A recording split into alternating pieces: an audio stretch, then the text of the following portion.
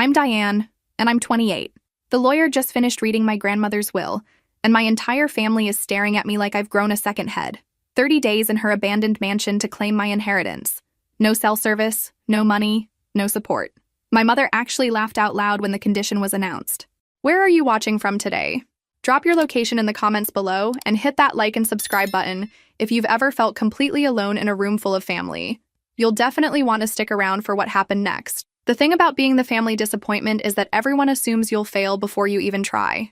My brother Marcus was already calculating his share of grandmother's estate. My sister Sarah was texting someone, probably her husband, about vacation plans they'd make with my inheritance money. Mom kept shaking her head with that familiar expression of disgusted resignation. Diane can't even keep a houseplant alive, Sarah muttered, not bothering to lower her voice. 30 days alone, she'll be back in 3. The lawyer, Mr. Patterson, cleared his throat uncomfortably. The will is quite specific. Miss Diane must remain in the property for 30 consecutive days and nights. Any departure, regardless of reason, forfeits the inheritance. My father leaned forward. What exactly is this inheritance worth? $2 million plus the mansion and surrounding 10 acres, Patterson replied. The room went dead silent. $2 million. That was more money than I'd ever imagined my grandmother had. She'd lived so simply, driving that old Buick and clipping coupons religiously. Marcus found his voice first. That's impossible. Grandmother never had that kind of money. Your grandmother was quite wealthy, Patterson explained patiently. She invested wisely and lived frugally. The estate has been professionally managed for decades. My mother's face had turned an interesting shade of purple. This is ridiculous. Diane doesn't deserve that money. She barely visited. Actually, I visited every Sunday for the past 3 years, bringing groceries and helping with household repairs. But why let facts ruin a good narrative? My family had this charming habit of selective memory when it came to my contributions. The mansion has been vacant for 6 months since Mrs. Peterson's passing, Patterson continued. Basic utilities are functional, but the property has been neglected. Neglected how? I asked, speaking for the first time since the reading began. Patterson hesitated. The house requires significant maintenance. There have been some unusual occurrences reported by neighbors. Nothing confirmed, of course. Great. A probably haunted mansion with no cell service and a family hoping I'd fail. This was shaping up to be either the worst month of my life or the most transformative. Sarah rolled her eyes. Unusual occurrences, please, it's just an old house. My family spent the next hour trying to convince me not to attempt the challenge. For people who supposedly cared about my well-being, they seemed awfully invested in my failure. Mom suggested I sign away my inheritance rights immediately. Dad offered to have the will contested. Marcus even mentioned that 30 days was a long time for someone with your limitations. By the time we left Patterson's office, I was more determined than ever to prove them wrong. The mansion stood like something from a Gothic novel, all weathered stone and towering windows that reflected nothing but darkness. I pulled my Honda into the circular driveway, gravel crunching under the tires as my headlights swept across overgrown gardens and a fountain that clearly hadn't run in years.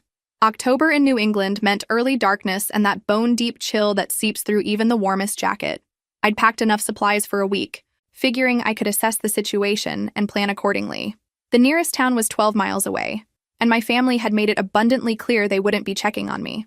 The front door key felt ancient in my hands, heavy brass that required significant force to turn. When the door finally opened, it revealed an entrance hall that belonged in a museum. Marble floors stretched toward a grand staircase while crystal chandeliers hung like expensive ghosts overhead. Electricity worked, thankfully. Grandmother had arranged for basic utilities to remain active. The heating system rumbled to life when I located the thermostat, though the house felt like it would take days to warm properly. My footsteps echoed as I explored the first floor. Formal dining room with seating for 20. A library with floor-to-ceiling bookshelves and a rolling ladder. 3 separate sitting rooms, each decorated in increasingly elaborate styles. The kitchen was surprisingly modern, renovated within the last decade with professional-grade appliances and granite countertops. But something felt wrong. Not supernatural wrong, just off. Cabinet doors hung slightly open. Drawers weren't quite closed. Small items seemed shifted from their natural positions. Someone had been here recently. The refrigerator contained only bottled water and basic condiments, their expiration dates still months away. Fresh groceries that hadn't been there when grandmother died. The logical explanation was that Patterson's office had arranged for basic supplies, but something about the careful organization suggested more personal attention. Upstairs, I found 14 bedrooms, each with its own personality and period furniture. Grandmother's master suite felt like a sanctuary, with windows overlooking the back gardens and a sitting area arranged around a fireplace. This would be my base camp for the next month. Night fell with surprising swiftness. Without the constant glow of city lights, the darkness here felt absolute. I made dinner from canned soup and crackers, eating alone in the vast kitchen while October wind rattled windows throughout the house. That's when I heard the first sound that couldn't be explained by settling wood or heating systems. Footsteps. Deliberate, measured steps moving across the floor above me. I froze, spoon halfway to my mouth, listening intently. The footsteps stopped directly overhead, then resumed, pacing back and forth in what I calculated was the long hallway outside the bedrooms. My heart rate picked up, but I forced myself to think logically. Old houses made noise. Expanding and contracting wood could sound like anything, but these footsteps had rhythm, pattern. They paused at regular intervals, as if someone was examining things along the walls. I grabbed a flashlight and headed upstairs, my own footsteps impossibly loud on the wooden stairs. The hallway was empty, exactly as I'd left it, but the air felt different. Warmer in some spots, cooler in others, like someone had just passed through. Nothing appeared disturbed, but I had the unmistakable feeling of being watched. Day 3 brought the first real challenge to my sanity. I'd settled into a routine of sorts. Coffee in the sunroom each morning, exploring different sections of the house during the day, reading in the library each evening. The footsteps had continued nightly, always in the same pattern, always stopping when I investigated. But this morning was different. I came downstairs to find the kitchen rearranged. Nothing dramatic, just small changes that someone else might miss. The coffee maker had been moved 6 inches to the left. Cabinet doors I'd closed were slightly ajar. Most unsettling, fresh flowers sat in a vase on the counter. White roses that definitely hadn't been there the night before. My hands shook as I examined the roses. They were real, recently cut, with droplets of water still clinging to the petals. Someone had been in the house while I slept. Someone with a key and knowledge of my grandmother's preferences. She'd always loved white roses. I searched every room methodically, looking for signs of intrusion or hidden passages. The mansion was built in 1892, plenty of time for secret rooms or forgotten entrances, but my inspection revealed only elaborate molding and solid walls. The day passed without incident until afternoon, when I discovered my grandmother's private study behind the library. The door was concealed behind a bookshelf that moved when I accidentally leaned against it while reaching for a volume of poetry. Inside, the study felt frozen in time. Grandfather's desk dominated the room, its surface covered with papers arranged as if he'd just stepped away. Financial documents, investment statements, correspondence with banks and law firms, everything organized with military precision. But what caught my attention was a leather journal lying open to an entry dated just 2 weeks before grandmother's death. Her handwriting, still elegant despite her age, filled the page with observations about family dynamics and disappointments. "Diane is the only one who visits without wanting something," she'd written. "The others circle like vultures, making calculations they think I cannot see. My sweet granddaughter deserves better than the family that has dismissed her potential for so long." Reading her words brought tears I hadn't expected. Grandmother had seen through my family's facade, recognized their mercenary motives. But more importantly, she'd believed in me when no one else had. The journal continued with detailed observations about Marcus's gambling debts, Sarah's marriage problems, and my parents' financial struggles. Information she'd gathered but never used as ammunition. Instead, she'd quietly arranged her affairs to protect the one family member who'd never asked for anything. As I read, understanding dawned. This inheritance wasn't just about money. It was about proving something to myself and to my family. Grandmother had created a test that would either break me or transform me completely. The 30-day requirement wasn't arbitrary punishment. It was preparation for the responsibility she was placing on my shoulders. Have you ever realized someone believed in you more than you believed in yourself? That recognition can be both liberating and terrifying. The mysterious roses appeared again on day 7, this time accompanied by a plate of homemade cookies that were still warm. Someone was definitely taking care of me, but their identity remained frustratingly elusive. The cookies were delicious, chocolate chip with sea salt, made from a recipe I remembered from my childhood. I'd started leaving notes, hoping to communicate with my mysterious caretaker. "Thank you for the flowers and cookies. I'd like to meet you." But my notes disappeared without response, replaced only by more small kindnesses.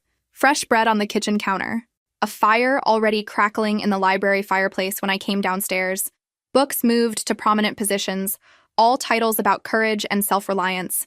The isolation was getting to me, but not in the way my family had predicted. Instead of feeling trapped or desperate to leave, I was experiencing something unexpected: peace.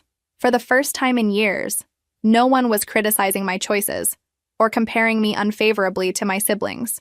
No one needed anything from me or demanded I justify my existence. I'd brought art supplies, thinking I might have time to paint during quiet moments. Now I found myself creating more than I had in years. Watercolors of the mansion's gardens, charcoal sketches of the library's intricate ceiling, self-portraits that showed changes I was only beginning to recognize. My face looked different in these drawings. Stronger, more defined. The perpetual tension around my eyes had relaxed, and my shoulders no longer carried the permanent hunch of someone expecting criticism. On day 10, while exploring the mansion's third floor, I discovered something that changed everything. Hidden behind a wardrobe in what had once been servants' quarters, I found a narrow staircase leading to an observation room in the house's highest tower. The space was clearly designed for privacy, with windows offering commanding views of the entire property. And sitting in the room's single chair was an elderly woman I didn't recognize. She looked up calmly as I entered, as if she'd been expecting me. "Hello, dear. I'm Agnes. I've been taking care of this place since your grandmother passed." My heart nearly stopped. "You're real." I thought I was losing my mind. Agnes smiled gently. "Very real. I was Eleanor's housekeeper for 40 years. When she knew her time was coming, she asked me to watch over you during your month here. She was worried about your family's reaction to the will. You've been leaving the roses. And the cookies. Eleanor loved white roses.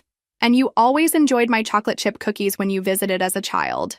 Agnes stood slowly, her movements careful but steady. She wanted you to feel supported, not abandoned. The relief was overwhelming. "Why didn't you introduce yourself earlier?" Eleanor's instructions were specific. I was to observe first, help from the shadows, and only reveal myself if you seemed to be struggling. But you're doing better than anyone expected, including yourself. Agnes led me downstairs to a cozy apartment I hadn't known existed, built into the mansion's east wing. Her living space was warm and welcoming, filled with photographs spanning decades of service to my grandmother's family. "Eleanor was very proud of you," Agnes said, preparing tea with practiced efficiency. "She knew your family underestimated your strength. This month isn't really about the money, you know. I'm starting to understand that. It's about proving to yourself that you can stand alone, that their opinion of you doesn't define your worth." As we talked, Agnes shared stories about my grandmother's younger years, her struggles with her own difficult family, and the gradual development of her independence and confidence. The parallels to my own situation were striking and clearly intentional. "Your grandmother left detailed instructions for your month here," Agnes revealed. "She wanted you to discover certain things at the right time, including this." She handed me an envelope with my name written in grandmother's distinctive handwriting. The envelope contained keys and a map of the property, along with a letter that made me understand the full scope of grandmother's plan. "My darling Diane," it began, "if you're reading this, you've met Agnes and proven you can survive 2 weeks of isolation. But survival isn't transformation. What I'm about to show you will test everything you think you know about our family and your place in it." The map marked several locations on the 10-acre property. X's indicated spots where grandmother had buried what she called truth boxes, waterproof containers holding evidence of my family's behavior over the years, financial documents showing their repeated requests for money, recorded phone conversations revealing their true opinions of me, evidence of their manipulation and emotional exploitation. "I gathered this information not for revenge," the letter continued, "but for protection. Your month alone is preparation for the challenges that will come when you inherit substantial wealth. Your family will not react well to your transformation." Agnes accompanied me as I used the map to locate the first truth box, buried beneath the old oak tree behind the mansion. Inside, I found financial records showing Marcus had borrowed $50,000 from grandmother over the past 3 years, always with promises to repay that were never fulfilled. Each loan request came with elaborate stories about temporary setbacks and guaranteed returns. The second box, hidden near the garden fountain, contained recordings grandmother had made during family visits. My mother's voice crystal clear. "Diane will never amount to anything. She's too weak, too emotional. We need to keep her expectations low so she doesn't embarrass the family." Sarah's voice followed. "She's always been the weird one. Thank God she's too passive to cause real problems." Hearing their words, spoken with casual cruelty when they thought I couldn't hear, felt like physical blows. But beneath the pain was something else: clarity. For years, I'd internalized their criticisms, believing their assessments of my character and potential. Now I understood their words reflected their own limitations, not mine. The third box contained the most devastating evidence: legal documents showing my parents had tried to have grandmother declared incompetent 2 years ago, hoping to gain control of her finances. The attempt failed when medical evaluations proved grandmother's mental acuity, but the betrayal ran deep. They love the idea of you, grandmother's letter explained, but not the reality. They need you to remain small so they can feel larger. Your inheritance will disrupt that dynamic permanently. Agnes watched me process each revelation with compassionate eyes. Eleanor hoped these truths would armor you for what's coming. Your family's reaction to your success will reveal their true character. That evening, as I sat in the library surrounded by evidence of my family's manipulation, I felt something fundamental shift inside me. The shy, apologetic person who'd entered this mansion 3 weeks ago was disappearing, replaced by someone who understood her worth wasn't determined by others' opinions. I picked up my phone, still no signal, but I could compose a message to send later. "Dear family," I typed, "thank you for showing me exactly who you are. It's made my own transformation possible." But I wouldn't send that message. Not yet. First, I had 1 more week to complete my metamorphosis. The girl who'd been afraid of disappointing others was becoming a woman who refused to be diminished. Day 25 brought an unexpected visitor. I was painting in the conservatory when Agnes hurried in, her usual calm replaced by obvious concern. "Your brother Marcus is here," she announced quietly. "He's demanding to see you, claims there's a family emergency." Through the conservatory windows, I could see Marcus pacing beside his BMW, phone pressed to his ear. Even from a distance, his agitation was obvious. He gestured angrily as he spoke, probably to our parents or Sarah. "Did you let him in?" "Absolutely not. Eleanor's instructions were clear. No family contact during your 30 days unless you initiated it. But he's quite insistent." I watched my brother for several minutes, noting his expensive jacket and new watch. Interesting accessories for someone who'd claimed financial hardship when borrowing from grandmother. His body language screamed desperation beneath the designer facade. "Let him in," I decided. "I want to hear what emergency is so urgent it requires breaking the will's conditions." Agnes looked skeptical but agreed. "I'll stay close, just in case." Marcus entered the mansion like a conquering hero, his eyes immediately cataloging valuable furnishings and architectural details. When he spotted me in the entrance hall, his expression shifted to practiced concern. "Diane, thank God you're okay. We've been so worried about you out here alone." "Really? Because no one's called or checked on me for 25 days? He had the grace to look slightly ashamed. "We didn't want to interfere with grandmother's conditions, but this is different. There's been a development." "What kind of development?" Marcus pulled out his phone, showing me a news article. "Patterson's law firm is under investigation for elder abuse and will manipulation. The state attorney general is reviewing all their recent cases, including grandmother's will." My blood chilled. "What does that mean?" "It means this whole inheritance might be invalid. The 30-day requirement, the will itself, all of it could be thrown out." He moved closer, his voice taking on a persuasive tone. "Look, I know we haven't always been the closest family, but we need to stick together now. If the will gets invalidated, everything goes through probate. Could take years. So you're here out of concern for my welfare?" "Of course. And to suggest we hire our own attorney to protect everyone's interests." As a family, I studied my brother's face, noting the telltale signs I'd learned to recognize over the years. The slight twitch near his left eye when he lied, the way his hands moved restlessly when he was manipulating, the carefully modulated tone he used when he needed something. "How did you find out about this investigation? Does it matter?" "The point is we need to act fast." But it did matter. If Patterson's firm was truly under investigation, it would be public record. If Marcus was lying, it meant my family was escalating their attempts to undermine my inheritance. "Show me the official documentation," I said calmly. "What?" "If there's a state investigation, there would be official notices, court filings, something more substantial than a news article. Show me the paperwork." Marcus's confident expression faltered. "I don't have it with me. My attorney is handling those details." "Which attorney?" "Look, Diane, we don't have time for 20 questions. We need to make decisions now." The old Diane would have panicked, would have trusted his urgency and followed his lead. But 25 days of solitude and self-discovery had changed me fundamentally. I could see through his performance now, recognize the manipulation tactics that had controlled me for years. "No," I said simply. "No what?" "No, I won't panic. No, I won't abandon the will's requirements. And no, I won't trust your sudden concern for my welfare." I stepped closer to him, drawing on newfound confidence. "You have 5 minutes to tell me the real reason you're here, or Agnes will escort you off the property." Marcus's mask slipped completely, revealing the angry desperation underneath. "Fine. You want the truth? Dad's in serious trouble. He took out loans against his business using grandmother's house as collateral. If you inherit instead of the family trust he expected, he loses everything. Finally. The real emergency wasn't about protecting me. It was about protecting their financial interests. That sounds like Dad's problem, not mine. Don't be naive, Diane. Family helps family. Interesting. Where was that philosophy when I needed help over the years? Marcus realized his approach wasn't working and tried a different tactic. 5 more days, Diane. You really think you can last 5 more days in this creepy place? All alone with your crazy thoughts? Agnes appeared in the doorway, her presence calm but unmistakably protective. I think Mr. Marcus should leave now. As my brother stormed out, shouting threats about legal action and family loyalty, I felt something settle into place inside me. The old fears and self-doubt were gone, replaced by crystal-clear understanding of my worth and my goals. 5 more days. I could definitely handle 5 more days. In fact, I was starting to look forward to them. Day 28 arrived with autumn's first real snowfall, coating the mansion grounds in pristine white that made everything look like a fairy tale. I stood at the library windows, coffee in hand, watching the transformation with a sense of completion I'd never experienced before. 3 days left, and I was no longer the same person who'd arrived here nearly a month ago. The shy, apologetic woman who'd let her family walk all over her had been replaced by someone who understood her own worth, someone who wouldn't be manipulated or diminished ever again. Agnes found me there, carrying a thick envelope that bore the law firm's seal.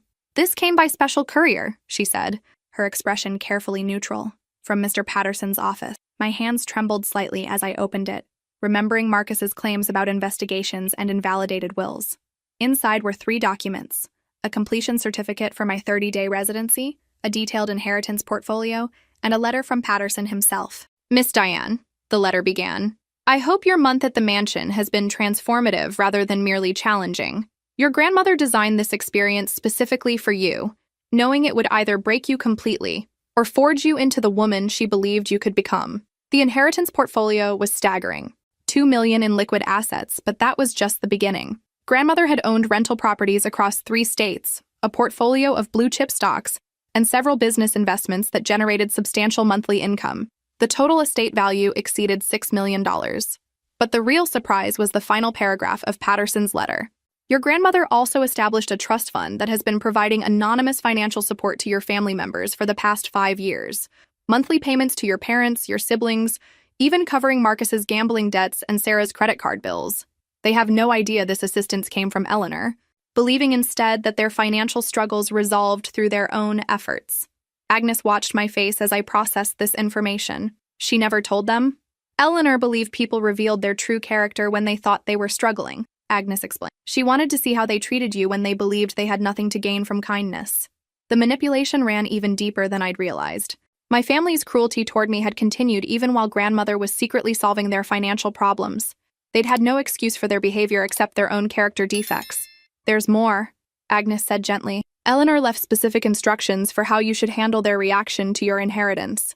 She anticipated they would escalate their attempts at manipulation once they realized what you'd won." She handed me another envelope, this one sealed with wax and marked, "Open only after completing 30 days.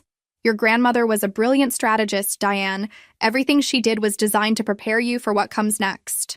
That afternoon, I called Patterson's office from the mansion's landline to confirm my successful completion of the residency requirement. His secretary scheduled a meeting for the following week to finalize the inheritance transfer.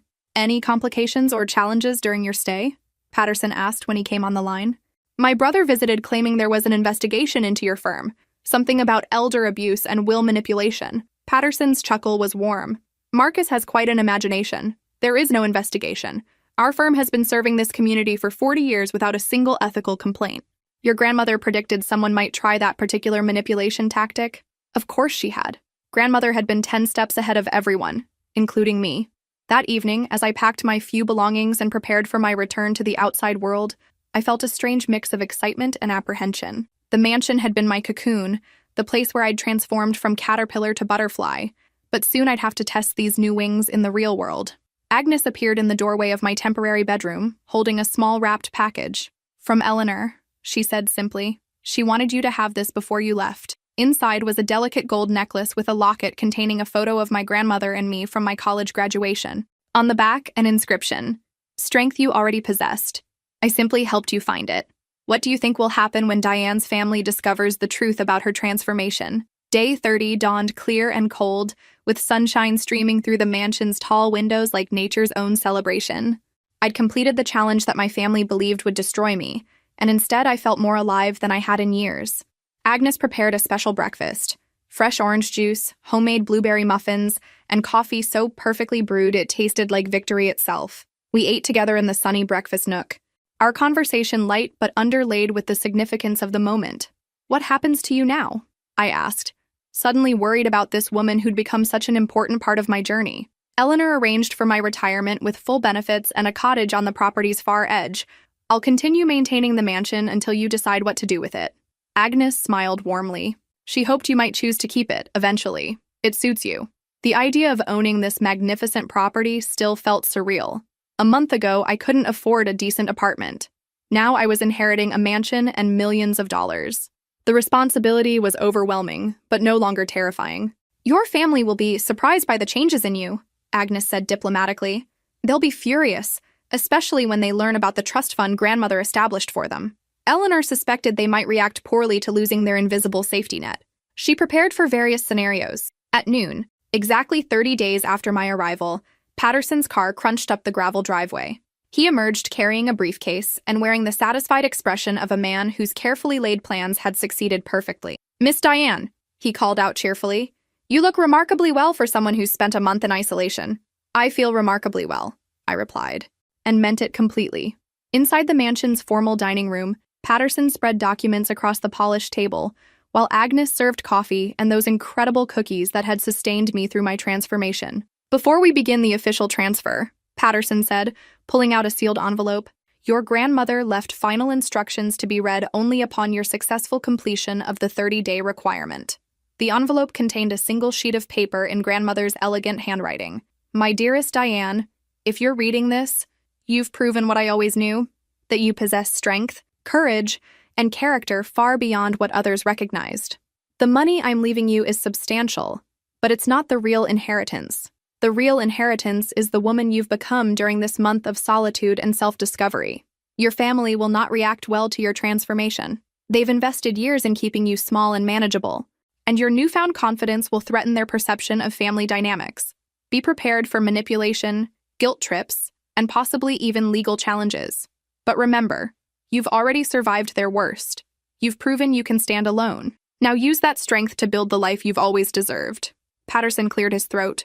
"There are practical matters to discuss. The trust fund that's been supporting your family members will terminate in 60 days unless you choose to continue it. Eleanor wanted that decision to be entirely yours." "They don't know about the trust fund?" "They have no idea. Eleanor was very careful to channel the money through intermediary accounts and third parties. As far as your family knows, their financial improvements came from their own efforts. I thought about Marcus's new watch and expensive car, Sarah's recent kitchen renovation, my parents' sudden ability to take vacations they'd claimed they couldn't afford, all funded by the grandmother they'd criticized and neglected. What happens when the payments stop? Their true financial situations will become apparent very quickly. Eleanor estimated they'll realize something changed within 3 months of the termination. The formal inheritance process took 2 hours. Signatures on dozens of documents, explanations of tax implications, arrangements for managing liquid assets and property transfers. By the time we finished, I was officially one of the wealthiest single women in the state. "One final item," Patterson said, producing a small silver key. "Your grandmother's safety deposit box. She insisted you open it personally, alone." As Patterson's car disappeared down the driveway, I stood in the mansion's entrance hall holding the key and feeling the weight of infinite possibilities. Tomorrow, I would return to my regular life, but everything had changed. My perspective, my confidence, my understanding of my own worth. Agnes appeared beside me, her expression knowing. "Ready for the next chapter?" she asked. "More ready than I've ever been for anything. But first, I had a safety deposit box to open and a family confrontation to prepare for." Grandmother's final lessons were waiting. The First National Bank safety deposit box vault felt like a mausoleum, all marble and hushed reverence. The bank manager, Mrs. Foster, led me through the security procedures with the solemnity reserved for significant financial matters. "Your grandmother visited this box monthly for the past 10 years, she mentioned as we walked toward the vault. "Always came alone, always stayed exactly 30 minutes. Grandmother's box was larger than I'd expected, requiring 2 keys to open. Inside, I found documents that reframed everything I thought I knew about my family's history. The first folder contained my grandfather's real will, not the document my family had referenced over the years, but his actual final testament. In it, he'd left the bulk of his estate directly to grandmother, with specific instructions that it should ultimately benefit the grandchild who demonstrates genuine character and kindness.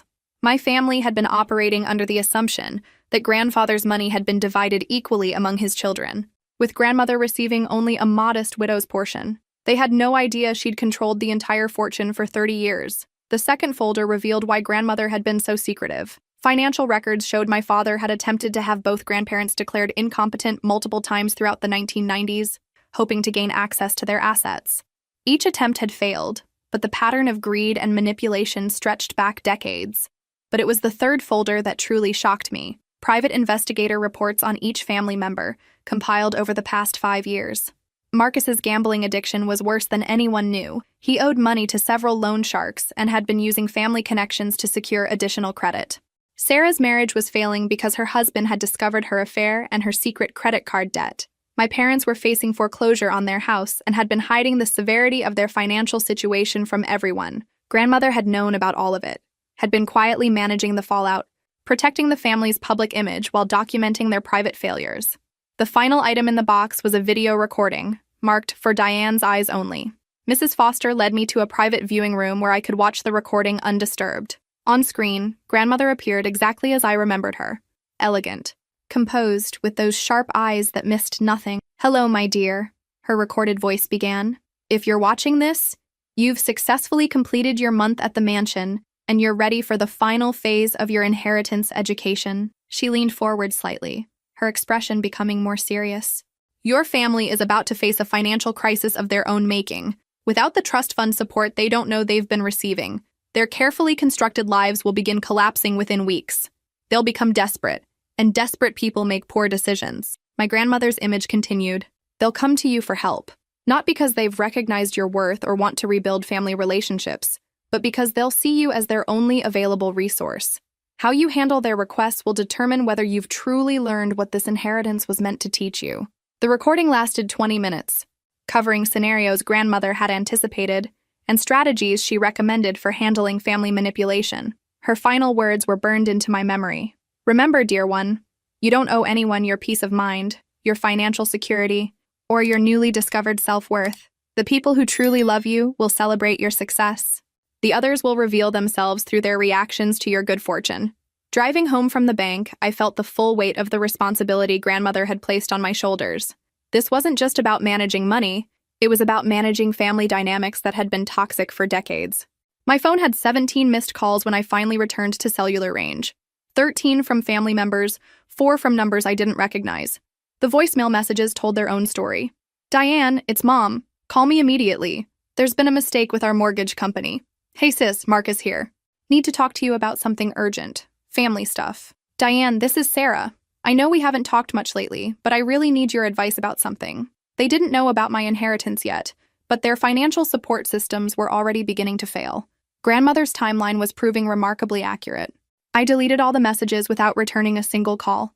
2 weeks after leaving the mansion, I was settling into my new reality when the explosion happened. Not a literal explosion, but the moment my family discovered the truth about my inheritance and their own precarious financial situation. I was in the middle of my first meeting with a financial advisor, discussing investment strategies and charitable giving options, when my phone erupted with calls and text messages. 23 missed calls in 30 minutes, all from family members who had apparently learned about my windfall. The first text message from my mother was typical. "How dare you keep this secret from us? Family shares important news." Marcus was more direct. "We need to talk. Now." Sarah's message revealed how they'd found out. "Mrs. Peterson's neighbor saw you driving a new Mercedes and called Mom asking about your sudden wealth. Explanation required." I'd purchased the Mercedes the day before, a modest luxury considering my new financial status, but apparently flashy enough to attract neighborhood attention in my old working-class area. The financial advisor, Mr. Westbrook, noticed my distraction. Family complications from sudden wealth? Something like that. Very common. Money changes family dynamics in ways people don't anticipate. The key is establishing boundaries early. That evening, I drove to my parents' house for what I knew would be a confrontational family meeting. Everyone's cars were already in the driveway. Clearly, this had been planned as an intervention. I entered to find them arranged in the living room like a tribunal. Mom and Dad on the couch, Marcus in Dad's recliner, Sarah perched on the chair arm. Their expressions ranged from accusatory to calculating. "Sit down, Diane," Dad commanded, pointing to the chair facing them all. "We need answers." "About what specifically?" "Don't play dumb," Marcus snapped. "Mrs. Peterson told Mom you inherited millions from grandmother. Why didn't you tell us?" I studied their faces, noting the desperation beneath the anger. Mom's makeup couldn't hide the stress lines around her eyes. Dad's clothes looked worn, and Marcus's usually perfect appearance seemed slightly disheveled. "I wasn't required to share personal information," I said calmly. "Personal information?" Mom's voice rose. "This is family money. It affects all of us. How does my inheritance affect you?" The question hung in the air while they exchanged uncomfortable glances. Finally, Dad cleared his throat. "Your grandmother's estate should have been divided among all her grandchildren. This concentration of wealth in one person goes against family values." "Which family values specifically? The ones where you tried to have her declared incompetent? Or the ones where you borrowed money you never repaid?" Sarah's face flushed. "That's not fair. We all struggled financially while grandmother hoarded money like some crazy miser." "Actually," I said, reaching into my purse for the documents I'd brought, "grandmother wasn't hoarding money, she was giving it away. To all of you."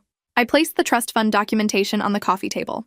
"For the past 5 years, grandmother has been providing monthly financial support to each of your families. Marcus, your gambling debts, paid by grandmother. Sarah, your credit card bills, covered by grandmother's trust. Mom and Dad, those unexpected windfalls that helped with house repairs and vacation funding. All grandmother's money." The silence was deafening. I watched understanding dawn on their faces, followed quickly by panic as they realized what this meant. "That's impossible," Marcus said weakly. "The trust fund terminates in 45 days unless I choose to continue it." Grandmother left that decision entirely to me. The family meeting devolved quickly from there. Accusations flew about my manipulative grandmother and my own selfishness. Demands were made for immediate financial assistance. Threats about contesting the will were thrown around like weapons. Through it all, I remained calm. The month at the mansion had prepared me for exactly this reaction. "You're all welcome to contest the will," I said finally, standing to leave. "But you should know that grandmother documented every attempt you made to access her money over the years. Patterson has recordings, financial records, even private investigator reports on your activities." I headed toward the door, then turned back. "I'll be making my decision about the trust fund based on how this family chooses to treat me going forward. So far, the evidence isn't encouraging your continued support." As I drove away, I could hear shouting from inside the house. But for the first time in my life, their anger didn't affect me. I was finally free. The legal papers arrived 3 days later, delivered by a stern-faced process server who found me at my new apartment. My family was contesting the will, claiming grandmother had been manipulated and that I had exercised undue influence over her final decisions. I called Patterson immediately. "We expected this," he said calmly. "Eleanor prepared extensively for legal challenges. How quickly can you get to my office?" An hour later, I sat in Patterson's conference room while he spread evidence across the mahogany table like a general planning a decisive battle. "Your grandmother began documenting your family's behavior 5 years ago," he explained, pointing to neat stacks of papers. "Financial records, recorded conversations, video evidence, private investigator reports. She built an airtight case against anyone who might challenge her final wishes." The evidence was devastating. Recordings of family members discussing grandmother's mental state and their plans to access her money. Bank records showing Marcus had forged checks from grandmother's account. Documentation of my parents' attempts to sell grandmother's belongings without permission. "But the strongest evidence," Patterson continued, pulling out a thick folder, "is this psychological evaluation Eleanor completed 6 months before her death. She wanted to ensure no one could claim mental incompetence. The evaluation, conducted by 3 independent doctors, declared grandmother mentally sharp and fully capable of making financial decisions. She'd even anticipated the specific challenges my family might raise." "How long will the legal process take?" I asked. "With this evidence, 6 weeks maximum. Your family's attorney will realize quickly that they have no case." But Patterson wasn't finished. "There's something else. Eleanor left instructions for what should happen if your family contested the will." He handed me a sealed envelope marked, "Nuclear option, use only if necessary." Inside were documents that made my hands shake. Evidence that my family had been stealing from grandmother for years. Forged checks, unauthorized credit card use, items taken from her house and sold without permission. The total theft exceeded $50,000. Eleanor never pursued criminal charges because she hoped family relationships could be salvaged. But if they force a legal battle, she wanted you to have the option of filing criminal complaints. The nuclear option, indeed. I could send my entire family to prison. There's more, Patterson said gently.